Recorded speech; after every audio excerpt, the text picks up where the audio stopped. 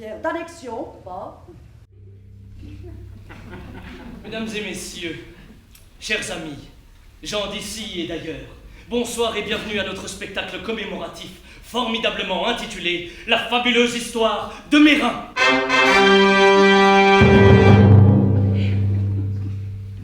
Pour bien commémorer, il faut se remémorer. Et pour bien se remémorer, il faut se situer. Et pour bien se situer, il faut évidemment remonter aux origines. On a retrouvé des traces humaines qui remontent à l'Antiquité.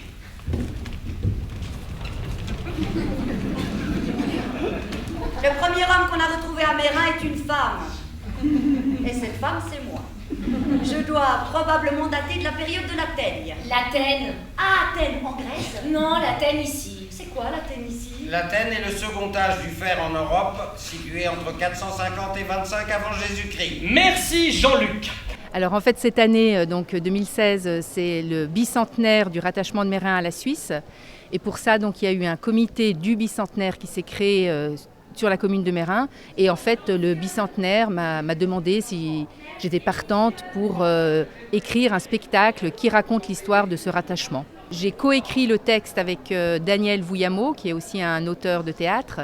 Et donc nous avons travaillé environ pendant 3 mois autour de recherche historique et d'écriture de la pièce. Et à partir de là, on a répété 5 semaines avec l'équipe des comédiens, décorateurs, costumiers, musiciens, pour mettre en place le spectacle.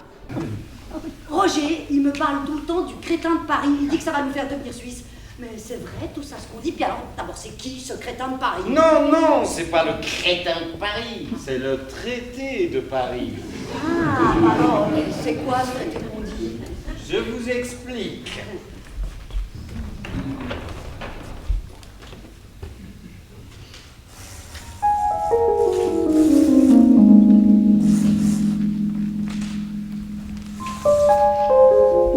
C'est joli, hein, Stéphane? Voilà, Rolande, mettez-vous près de la tache rouge. Voilà, vous, Rolande, vous êtes Mérin, d'accord? D'accord, monsieur Perrault, c'est marrant votre jeu, hein. Je comprends rien, mais je me marre. Mais c'est très bien, c'est très bien. Sur votre droite, il y a la France, immense, dont vous faites partie, avec la Révolution française et Napoléon qui menace tout le monde. Et partout ailleurs, il y a les rois qui veulent rester sur leur trône, et qui en ont marre de ce Napoléon qui s'en va et qui revient, qui s'en va et qui revient. Qui s'en va et qui revient. Comme une chanson populaire. Oui, tout à fait. Mais bon, elle est finie la chansonnette. Waterloo. Qui ça? Waterloo. Ah oui. Vous n'avez jamais entendu parler de Waterloo? Non, c'est qui? La dernière bataille de Napoléon. Ah 35 000 morts en un après-midi. Oh, mais ça fait une sacrée pétée, ça. Hein. Ah oui, si je puis dire. Oui. Moi, Napoléon, je suis empereur des Français et je remporte toutes les victoires. L'Europe entière est béate d'admiration devant ce petit homme. Ce n'est pas vrai, je ne suis pas petit. Mais c'est vrai que vous avez mené de grandes guerres, de terribles guerres, des guerres terriblement meurtrières. Et je les ai toutes gagnées. Presque toutes. On ne va pas chipoter. 45 sur 52. Toutes. En tout cas, pas la dernière. Ah non, mais celles que vous avez gagnées, qu'est-ce qu'elles étaient sanglantes. Rien qu'en France, 1 million de morts. Oui, c'est... En Europe, 3 millions. Ce n'est pas à la portée de tout le monde, un bilan pareil. Ah bah non. Vous avez remporté une multitude de victoires et régné sur l'Europe sans aucun rival.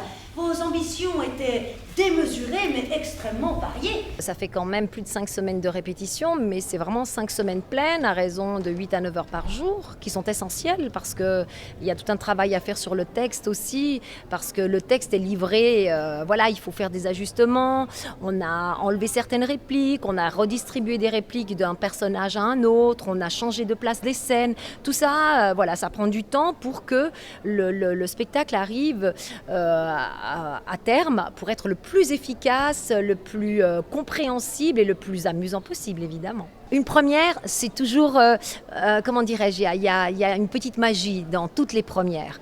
Et donc voilà, il y a une forme d'excitation, une forme d'adrénaline, et c'est toujours bon à vivre. C'est vrai que c'est un vrai plaisir, en plus avec le cœur, c'est un moment de partage. Et bien partagé, je crois, ce soir. Il y a une interaction malgré tout qui s'opère entre le public et les comédiens sur scène. Et c'est vraiment chouette d'entendre rire les gens en plus. Souvenirs, souvenirs, souvenirs, souvenirs de ces premiers bâtiments, souvenirs, souvenirs, et de ces langues de tout pays, souvenirs, souvenirs, qu'on entend à tout moment, souvenirs. Maintenant à Mérin ça chante, des mille cultures aussi en chante.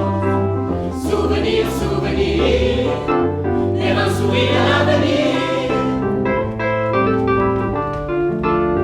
Souvenirs, souvenirs, souvenirs, souvenirs, les habitants se mobilisent. Les associations fleurissent. Vivre à Mérin, c'est un délice. On y arrive de partout. Pour toujours, on veut y rester. Dans ce paradis enchanté, nos enfants seront élevés. Souvenirs, souvenirs, souvenirs, souvenirs, c'est la ville à la campagne. C'est le sport des montagnes. Pour les grands et les petits.